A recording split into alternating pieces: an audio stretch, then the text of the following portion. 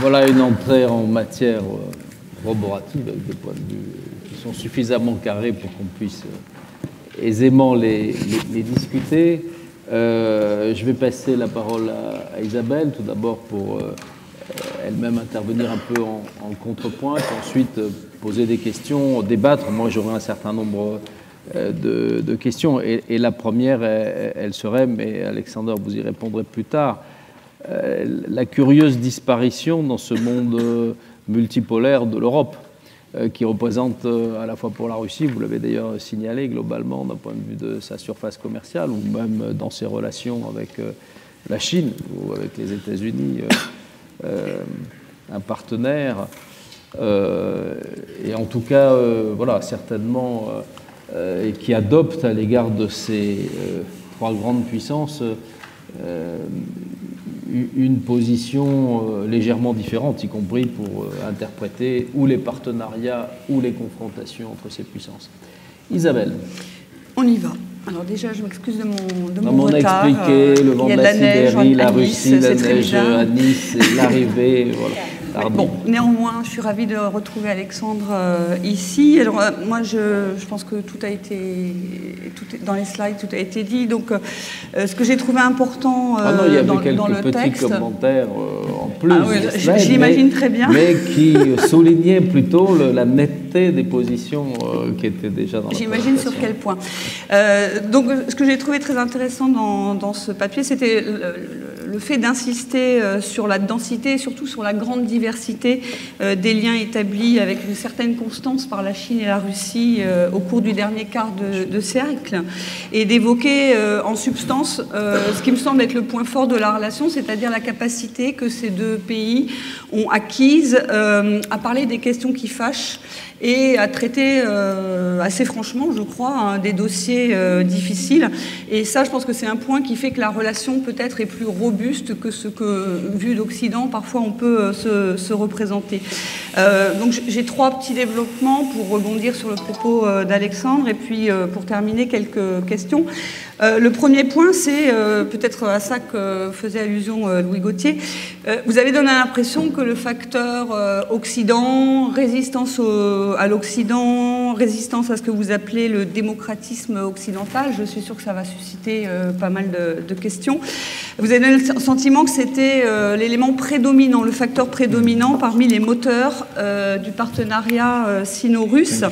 Alors moi, la question que je me pose, c'est si c'est le facteur prédominant, est-ce que c'est pas en soi un facteur de fragilité de ce partenariat sino-russe et peut-être un problème plus pour la Russie que pour la Chine, parce que sur ce sujet, la Chine se positionne, me semble-t-il, différemment de la Russie. Il me semble que la Chine, que je connais moins, il est vrai, se positionne moins dans l'antagonisme, que ce soit sur la forme ou que ce soit sur le fond, que la dimension économique pèse peut-être davantage pour des raisons concrètes, mais aussi par posture. Elle a des intérêts économiques autrement plus importants, vous l'avez souligné d'ailleurs dans votre exposé, dans ses relations avec les États-Unis, et je me demandais si ça ne créait pas une asymétrie de volonté qui peut être un problème à terme pour la Russie, d'autant plus qu'il me semble que pour Moscou, ce partenariat avec Pékin donne un surcroît de poids international, un peu d'autorité internationale supplémentaire par association aux grands acteurs chinois, et que c'est moins vrai pour Pékin, dont le poids économique et stratégique fait qu'elle peut, en quelque sorte, pratiquement se suffire à elle-même, qu'elle a moins besoin, en fait, de s'associer à Moscou pour peser face au reste du monde, disons. Alors, c'est ça. Donc, est-ce que c'est le principal paramètre? Est-ce que ça l'emporte sur tout? Ou est-ce que les choses sont... la relation Chine-Russie n'a pas d'autres fondements solides? J'en verrai bien deux, mais je me pose la question de savoir si ils sont de force équivalente à la dimension résistance au monde occidental, disons. Le premier facteur, ce serait la volonté partagée d'avoir des relations de bon voisinage et de les ancrer dans le temps long, de les pérenniser, comme l'ont voulu avant la Chine et la Russie d'autres pays qui ont été soucieux d'en finir avec un passé conflictuel. Donc ça, c'est un point important. Il me semble que quand même les deux pays sont sur cette trajectoire. Et un deuxième facteur fort, ça pourrait être la volonté partagée, là aussi, de stabiliser le voisinage commun, à savoir l'Asie centrale. C'était d'ailleurs cette préoccupation de stabiliser l'Asie centrale qui était à l'origine, à la base de l'Organisation de coopération de Shanghai.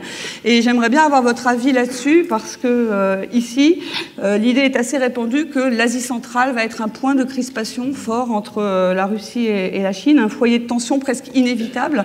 Et donc, j'aimerais bien avoir votre appréciation là-dessus parce que si le partenariat sino-russe n'est pas guidé uniquement par l'envie de s'opposer à l'Occident, enfin le besoin de s'opposer à l'Occident, mais qu'elle repose aussi sur ces facteurs plus solides, plus pérennes peut-être, ça fait peut-être de la relation Chine-Russie une relation plus stable, plus capable de résister à ces tensions internes, à ces asymétries, et sinon ça risque d'être plus aléatoire, et notamment pour Moscou.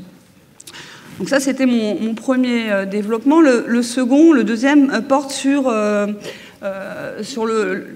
la réorientation de la Russie vers l'Asie en termes plus généraux.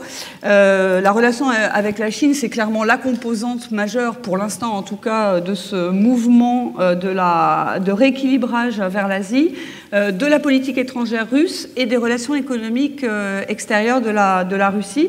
Et ça date pas d'hier. C'est-à-dire, je crois que Vladimir Poutine a voulu entreprendre ce mouvement vers l'Asie dès le milieu des années 2000. Alors, c'était assez poussif parce qu'il n'y avait pas forcément de moyens. Il n'y avait pas non plus beaucoup de volonté, je crois, de la part des administrations russes. Il y a une accélération après la crise globale de 2009 en 2010. Et donc, c'est pas lié qu'à la crise ukrainienne. Je pense que ça relève d'une volonté forte du président Poutine. Je partage votre avis que ce rééquilibrage vers l'Asie, auquel vous avez d'ailleurs consacré un ouvrage, c'est une réalité. C'est pas seulement un slogan. Je pense que nous, on n'a pas intérêt à se, entre guillemets, rassurer en se disant que c'est seulement un slogan et de la communication. Et le facteur crise avec les pays occidentaux, dans tout ça, n'est qu'un facteur. C'est pas la seule motivation de ce rééquilibrage, et c'est pour ça d'ailleurs qu'il s'ancre dans un temps plutôt long. Il s'agit pour la Russie d'être présente en Asie-Pacifique. En plus, elle y va avec un certain retard par rapport aux autres grandes puissances, parce que, tout simplement, comme on l'a tous constaté depuis plusieurs années, les équilibres économiques et stratégiques mondiaux se déplacent vers l'Asie-Pacifique.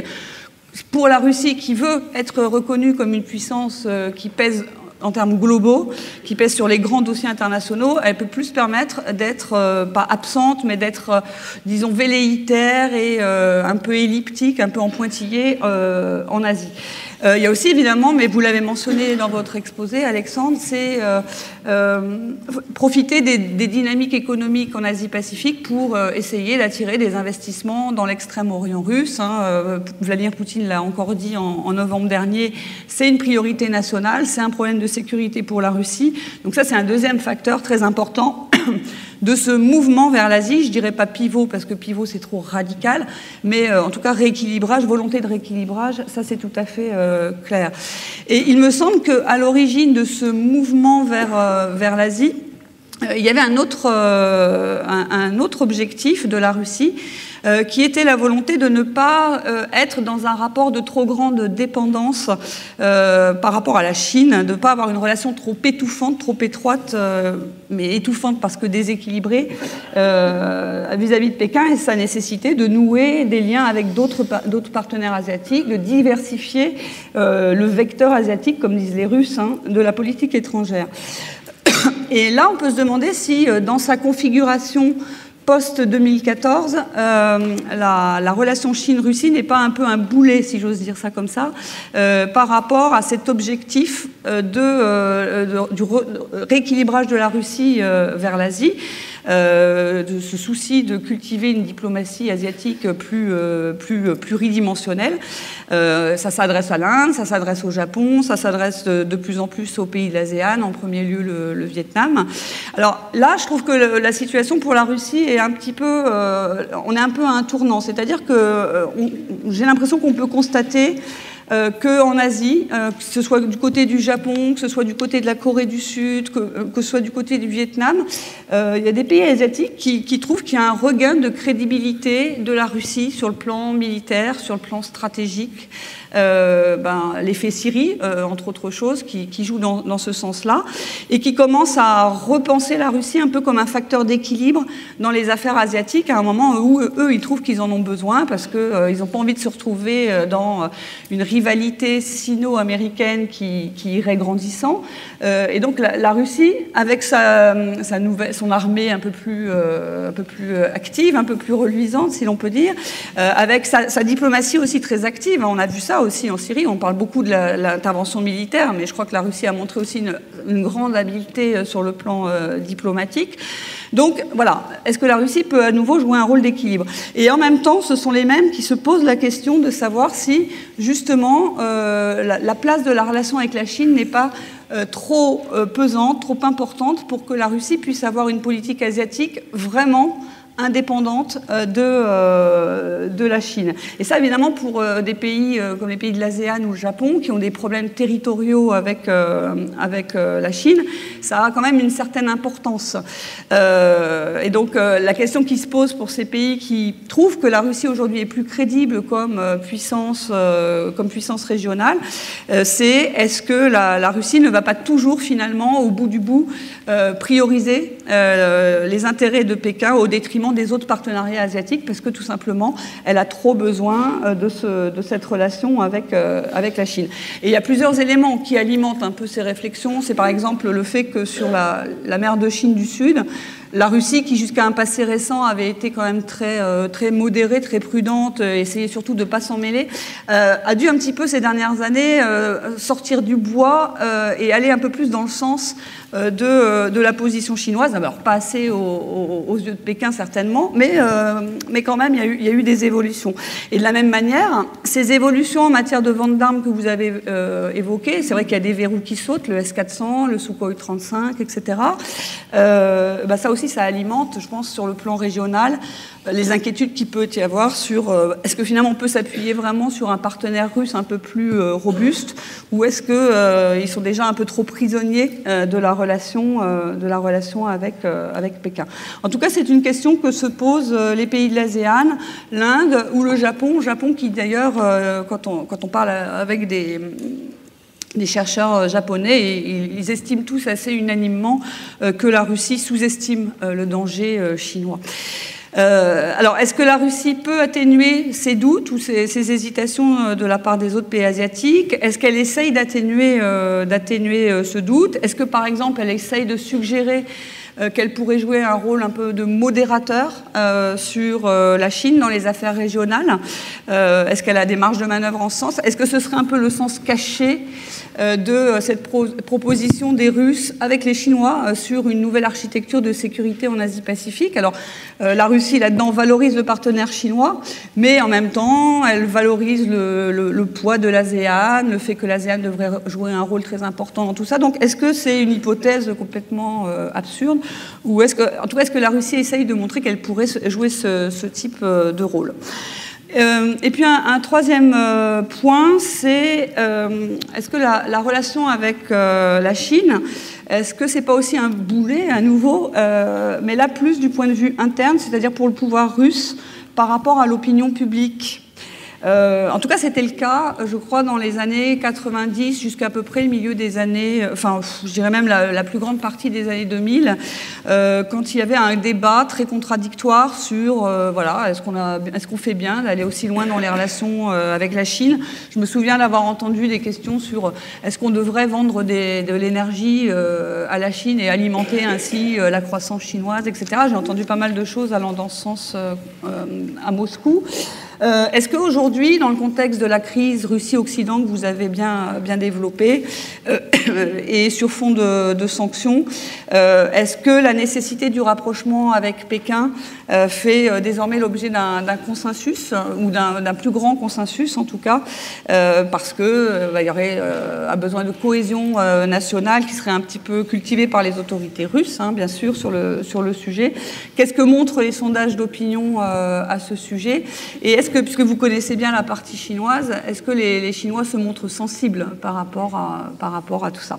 Alors j'ai juste quelques questions pour finir. Non mais, attendez, vous avez remarqué, Alexandre, qu'Isabelle est quand même formidable, parce qu'il y a des tas de gens qui disent on va poser une question et qui font un exposé de leur position. Et alors, Isabelle, en réalité, a posé toute une série de questions. Alors j'en ai plus, je les garde pour plus tard. Voilà, on les garde pour plus tard, parce que de manière très élégante, elle n'a fait que vous poser des questions. Donc j'espère que vous allez pouvoir y répondre, ou avoir le temps d'y répondre, tout en, de temps en temps, laissant entendre ou donnant une interprétation qui nous a tous enrichis et qui a fait progresser notre compréhension de la question. Merci Isabelle. Alexandre, pour une première réponse à ces questions ou oppositions qu'on a senties affleurer derrière ce questionnement d'Isabelle.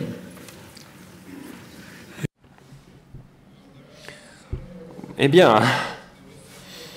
il y avait plusieurs questions dont je me suis souvenu, d'autres que j'ai oubliées peut-être. Il y avait la question de l'Asie centrale, vous l'avez exprimée assez sympathiquement, mais bon, est-ce qu'il y a une concurrence et des différences entre la Chine et la Russie du point de vue de l'Asie centrale? Je ne sais pas si vous avez un exemplaire de mon livre, je vous le donnerai.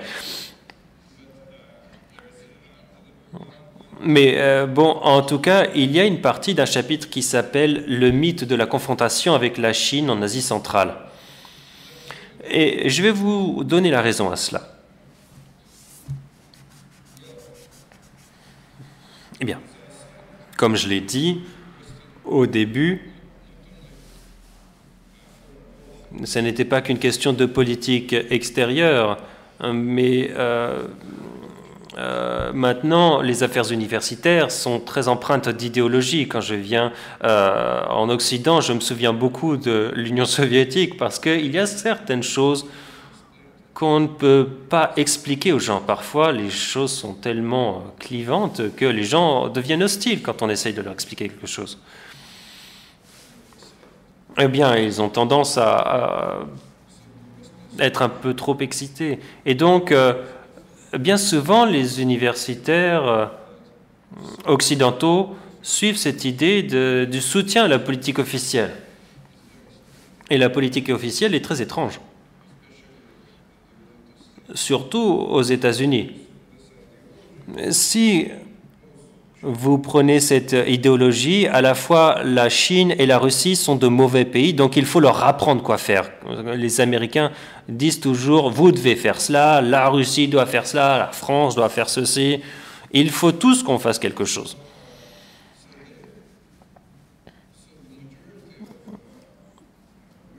Donc la majorité des travaux sur la relation sino-russe que je lis a tendance à expliquer qu'il n'y a pas de véritable rapprochement, qu'il y a plutôt beaucoup de différences. Pourquoi ? Parce que c'est simplement de la pensée magique, en fait. Ils souhaitent que ce soit vrai, mais ça n'est pas vrai. Et en écrivant cela, bien sûr, ils souhaitent dire à leur gouvernement que leurs politiques sont bonnes. Mais il y a aussi une autre tendance qui est qu'il y a déjà une alliance. Par exemple, Gil Grossman explique sur cela, un auteur très célèbre, qui dit qu'il y a déjà une alliance entre ces deux pays et que c'est un danger pour le monde. Et cela, de ce point de vue, explique l'accumulation militaire, qu'il faut être extrêmement prudent, etc. Mais si l'on regarde la situation en Asie centrale de façon objective, l'on constate que, premièrement, la Russie, et le président Poutine l'a dit lui-même à plusieurs reprises, la Russie ne peut pas contrôler ces pays parce qu'elle n'est pas assez forte, et ce sont des pays indépendants, et c'est impossible dans le monde contemporain. Quelle est l'autre solution à l'influence chinoise? Ce serait l'islam radical ou l'influence occidentale. Et bon, les États-Unis sont très loin. Ils ont de drôles d'idées, comme M. Stark avec cette nouvelle route de la soie, mais ça n'est pas viable parce que l'Afghanistan reste instable, etc. Donc pour nous, pour les Russes, l'influence chinoise est laïque, elle stabilise la situation économique dans cette région parce que les Chinois investissent dans ces pays. Donc c'est une alternative à l'influence islamiste radicale. Et puis c'est aussi plus positif pour l'influence occidentale parce que ça ne sape pas les gouvernements existants. Et les Chinois ont tendance à appuyer les gouvernements existants. Et de ce fait, ça ne crée pas le chaos comme ça a été le cas par exemple en Libye. Parce que si vous souhaitez démocratiser la Libye, ça c'est votre problème. Vous allez dans la rue et vous allez voir les conséquences, ce qui s'est passé là-bas. Mais si vous souhaitez démocratiser le Tadjikistan ou l'Ouzbékistan, ça sera notre problème à nous et on ne souhaite pas que ça se passe. Donc, de notre point de vue,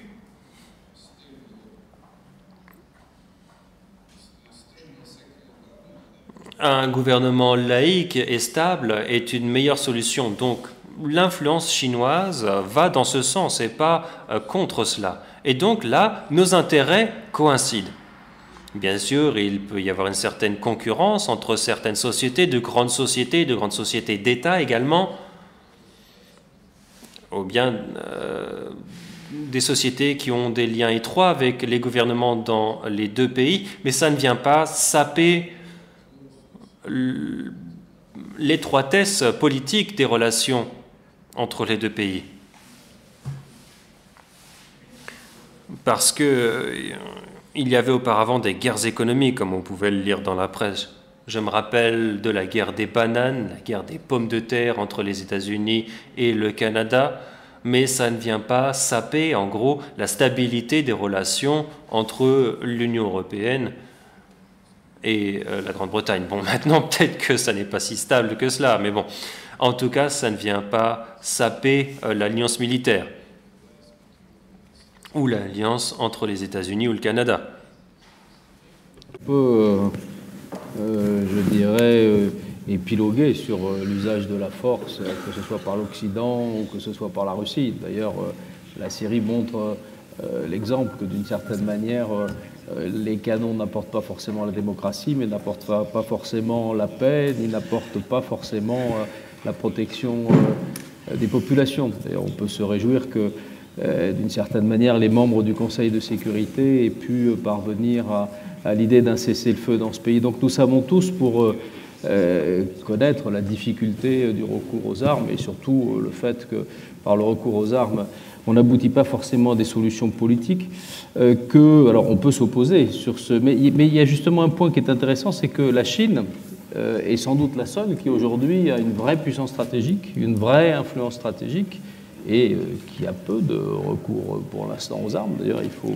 Voilà, et donc ça, est-ce que... Donc on a un peu l'impression qu'il y a une espèce d'alliance de contrepoids de la Russie vis-à-vis de la Chine, notamment liée possiblement aux conflits tels que vous les avez présentés. Mais au fond, quelle est la vertu de cette alliance pour la Russie? Pour son développement économique, pour son ouverture au monde. C'est pour ça que finalement on se trompe peut-être, mais on a une difficulté à croire. On voit bien comment stratégiquement, comment dans les alliances pour peser sur telle ou telle situation dans le monde, il peut y avoir une alliance de circonstances russo-chinoise, que dans la conception de ce que doivent être les relations internationales ou le monde multipolaire, il puisse là aussi y avoir une même vision, notamment contre toutes les formes, contre certaines formes d'ingérence. Mais au fond, qu'est-ce que ça apporte à la Russie concrètement, qui fait que cette alliance serait vraiment pour la Russie une forme de démultiplicateur. Voilà, ça c'est ce point-là, je pose la question à l'un et à l'autre, parce que ce que j'ai trouvé effectivement très intéressant, c'est l'idée qu'au fond, depuis 91, vous avez cherché à construire cette relation. Mais vous avez cherché à construire cette relation, finalement, dans quel but? Vendre du gaz à la Chine, bon, vous pouvez le vendre à la Chine, vous pouvez le vendre à des tas de pays qui ont besoin de consommer de l'énergie. La coopération technologique avec la Chine, est-ce qu'elle est la plus fructueuse pour vous? Donc c'est vrai qu'on a du mal à voir, votre présentation le montre, voilà, il y a une relation qui se serait construite depuis longtemps. Sur quoi elle débouche? Qu'est-ce qu'elle envisage? Indépendamment des alliances, voilà, de la grande politique sur la gestion du système international. L'un ou l'autre, vous pouvez m'éclairer, mais Alexander, le premier.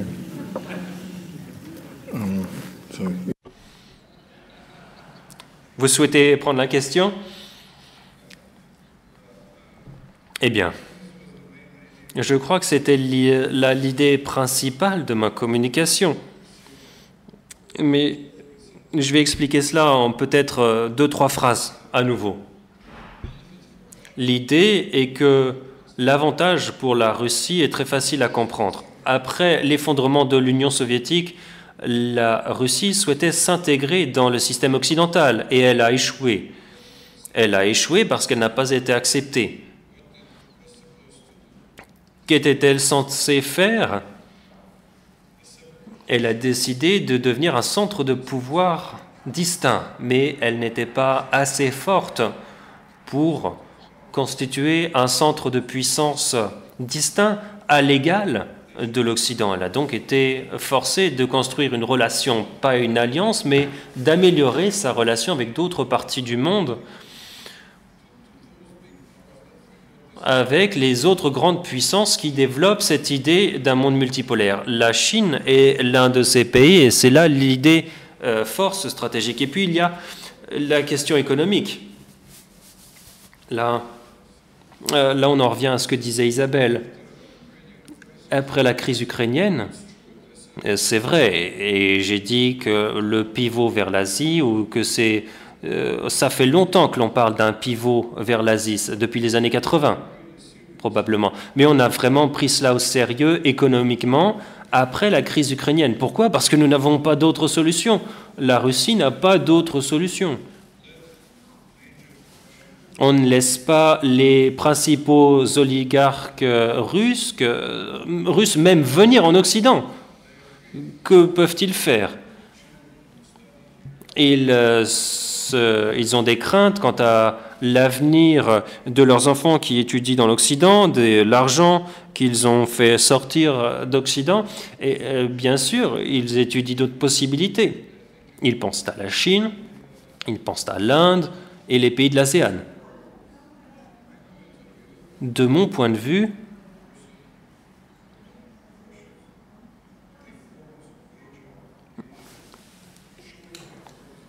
l'importance de la Chine ou l'importance manifeste de l'Asie est une question de bonne économie. C'est une très bonne situation parce que là, vous nous aidez beaucoup en fait. Vous poussez la Russie entre les mains de l'Asie. Et nous, experts de l'Asie, devenons très populaires. Et c'est peut-être pour cela que je suis là ce soir devant vous. Voilà donc la raison économique. Et j'ai essayé de démontrer comment tous ces projets d'investissement ont connu une importance bien plus significative. Il y a bien plus de projets maintenant qu'avant les sanctions ou qu'avant la crise russe, avant la crise ukrainienne. L'interprète se reprend. Et Isabelle, vous avez parlé du fait que la Russie devrait avoir peur de devenir dépendante de la Chine. Ça c'est vrai. Mais premièrement, qu'est-ce que c'est que la dépendance? La dépendance, c'est quand on ne peut pas faire quelque chose sans la permission de quelqu'un d'autre, ou quand quelqu'un vous oblige à faire quelque chose. Il n'y a pas cette situation actuellement en Russie, on a cette situation avec l'Occident. L'Occident, ou bien plutôt les États-Unis, disent à la Russie ce qu'elle doit faire et ce qu'elle ne doit pas faire. Si nous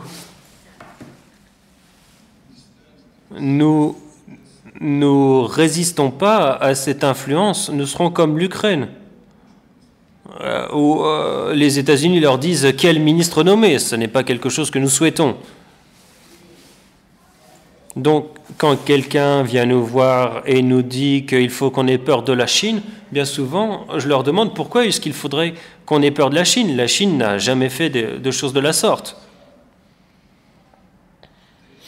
Donc peut-être qu'il y aura certains dangers dans un avenir assez lointain, mais on ne sait pas quels ils pourraient être. On sait quels sont les dangers actuels.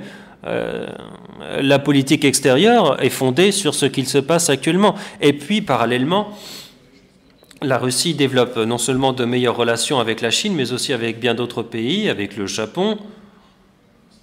Avec le Premier ministre Abe, nous avons une très bonne relation. Bon, bien sûr, il y a pas mal de problèmes territoriaux, mais malgré ces problèmes, nous avons un développement des échanges commerciaux et plusieurs projets en commun. Nous développons les relations avec l'Inde. Et à l'instar de la Chine, la Russie ne va pas abandonner ses amis traditionnels simplement parce que nous sommes maintenant amis avec la Chine. Nous développons aussi des relations avec le Vietnam, par exemple. Et nous ne soutenons pas les revendications chinoises en mer de Chine méridionale, tout comme la Chine ne soutient pas les revendications russes dans la situation ukrainienne. Et le président Poutine a dit une fois que la Russie ne reconnaît pas, par exemple, la décision du tribunal international de La Haye, mais ça ne veut pas dire que la Russie soutient les revendications territoriales chinoises. La Russie pense que la question devrait se résoudre au niveau bilatéral sans l'ingérence de puissances non régionales. C'est la position officielle. Donc ce n'est pas tant que la Chine est le seul partenaire de la Russie, mais enfin c'est quand même le plus important, ne serait-ce que parce que c'est un pays littéralement voisin sur son flanc oriental. Il faut toujours regarder les cartes, elle est quand même évidemment impressionnante par la dimension, toujours quand on regarde la dimension continentale de la Russie et ses points de contact avec évidemment l'Europe, mais aussi voilà, toute une série d'autres pays. C'est d'ailleurs aussi une partie de ce qui a fait autant les conflits à l'Occident de la Russie ont pu être multipliés à cause d'ailleurs de guerres de conquête de l'Ouest vers l'Est, autant cette immensité l'a prémuni globalement d'autres tentatives contre son territoire.